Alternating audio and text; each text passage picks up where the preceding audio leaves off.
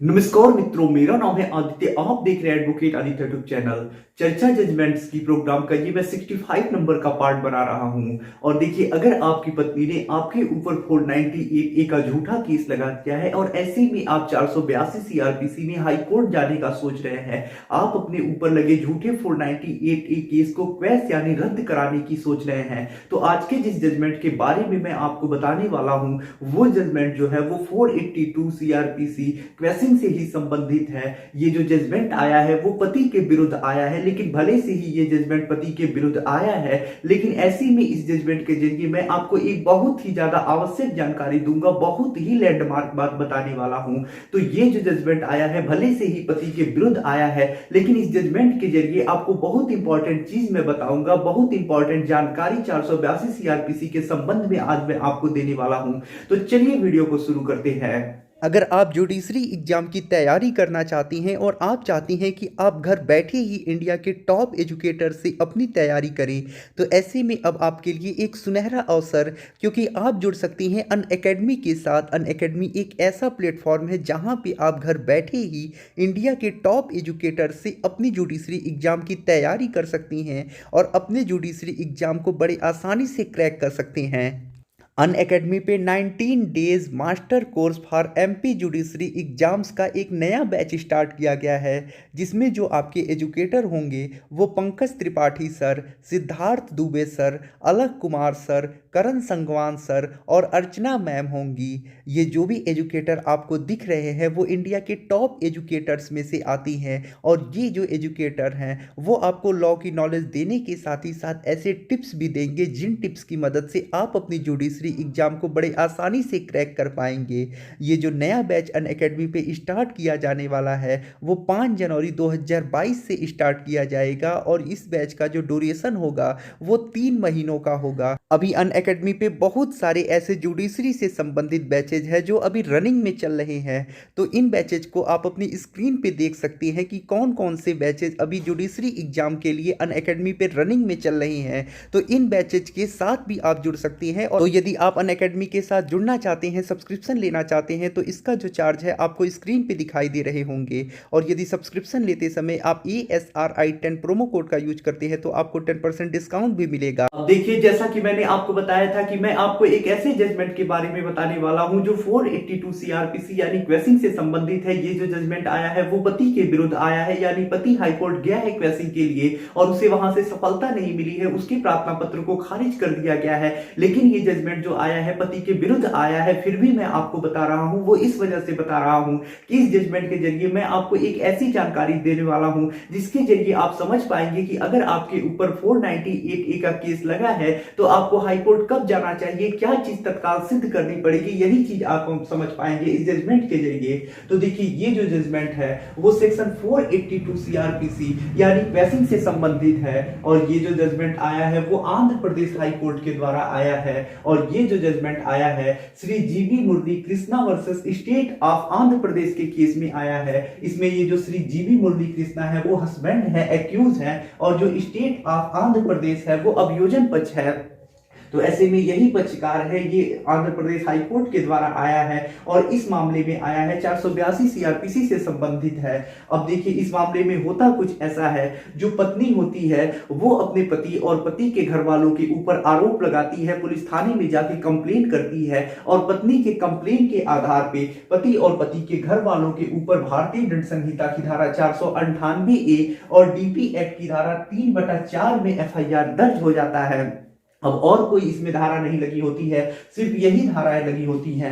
जब मामला दर्ज हो जाता है उसके बाद जो पुलिस होती है इन्वेस्टिगेशन करती है और उसके बाद कोर्ट में ले जाके चार्जशीट लगाती है।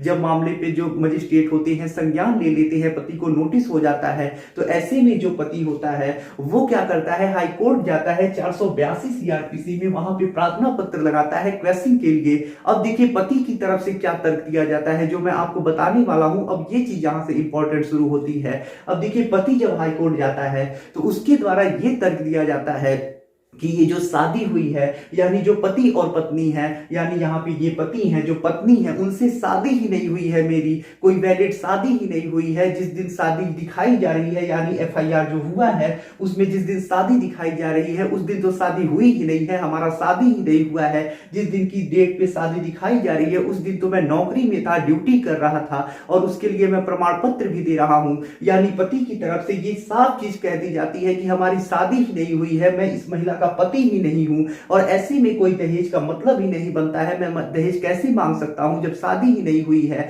और ये चीज तो सत्य है कि अगर मान लीजिए पति नहीं है, पति के कोई रिश्तेदार नहीं है, तो ऐसे में जो महिला है वो केस दर्ज नहीं करा सकती है। यानी एक गर्लफ्रेंड अपने बॉयफ्रेंड के ऊपर या फिर किसी अन्य व्यक्ति के ऊपर 498A का केस दर्ज नहीं करा सकती है। तो ऐसे में अगर ये चीज यहाँ जो पति है वो सिद्ध कर देते हैं कि मैं पति हूं ही नहीं, तो ये केस वैसे ही क्वैश हो जाएगा। तो यहाँ यही पति की तरफ से कहा जाता है कि मेरी शादी हुई ही नहीं है, मैं इस महिला का पति ही नहीं हूं, तो दहेज का तो कोई सवाल ही नहीं बनता है। मेरे ऊपर 498A की जो धारा लगी है वो मेरे ऊपर लग ही नहीं सकती है। पति की तरफ से यही तर्क दिया जाता है, अपने बचाव में यही कहा जाता है और बोला जाता है कि जो मामला मेरे ऊपर दर्ज हुआ है वो सही मामला नहीं है, मैं पति नहीं हूं इस महिला का। तो ऐसे में इस वजह से ये जो केस लगा है उसे क्वैश कर दिया जाए, यानी रद्द कर दिया जाए। अब पत्नी पक्ष की तरफ से यह तर्क दिया जाता है कि शादी हुई है, जो दिन दिखाया गया है उस दिन एक मंदिर में शादी हुई है। पति जो कह रहा है कि मेरे पास सर्टिफिकेट है, मैं तो ड्यूटी में था, वो गलत तथ्य बता रहा है, गलत जानकारी दे रहा है। पति ड्यूटी में नहीं था, बल्कि पति आके और मंदिर में शादी किया है, और एक छोटे से मंदिर में कहीं पे शादी हुई है।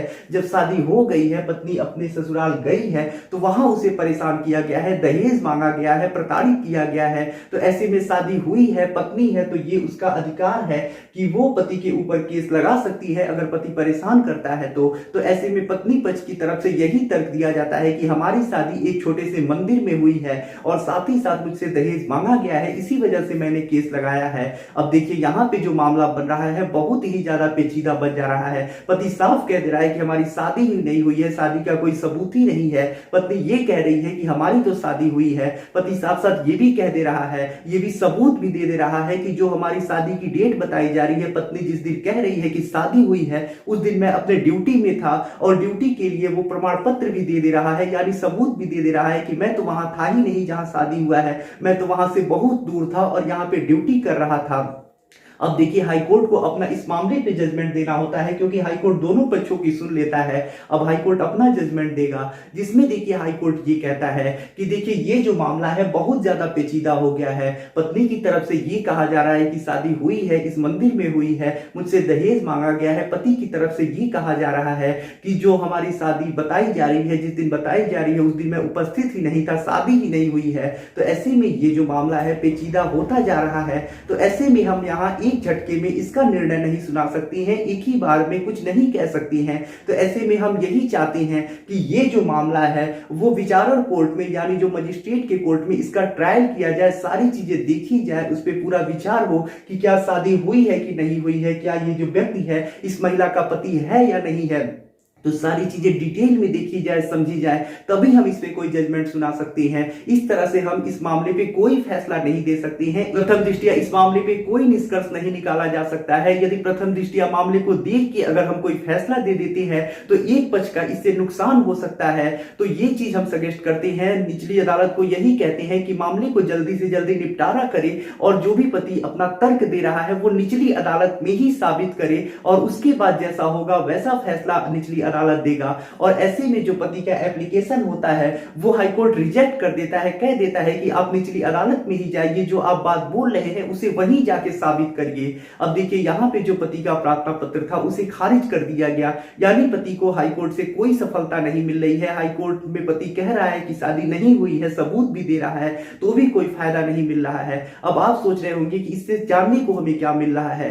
तो देखिए 482 सीआरपीसी के संबंध में अगर आप हाईकोर्ट जा रहे हैं तो यहां पे 482 सीआरपीसी में जैसा कि कहा जाता है कि प्रथम दृष्टया अगर कोई मामला बन रहा है तो एफआईआर दर्ज होगा, ऐसे ही अगर प्रथम दृष्टया लग रहा है कि एफआईआर झूठा है तभी जो मामला है उसे क्वेश किया जा सकता है, रद्द किया जा सकता है। अब यहाँ पे जो पत्नी है, इस मामले में जो पत्नी है कह रही है कि शादी हुई है, दहेज मांगा गया है, पति जो है कह रहा है कि शादी ही नहीं हुई है, सबूत नहीं दे रहा है। तो ऐसे में यहाँ पे जो मामला है वो प्रथम दृष्टया ऐसा प्रतीत नहीं हो रहा है कि गलत मामला है। तो ऐसे में आप 482 सीआरपीसी में अगर आप हाईकोर्ट जा रहे हैं तो आप तत्काल यानी प्रथम दृष्टया ही ये साबित अगर कर देती हैं कि ये मामला गलत है, गलत आरोप लगे हैं, तभी आपका जो एफआईआर है वो क्वैश हो सकता है, आपको सफलता मिल सकती है। अगर पति के पास अपने बचाव में बहुत सारे ऐसे सबूत हैं जिनसे वो साबित कर देगा कि झूठा मामला है लेकिन प्रथम दृष्टया नहीं सिद्ध कर पा रहा है, ऐसा हाईकोर्ट को प्रतीत हो रहा है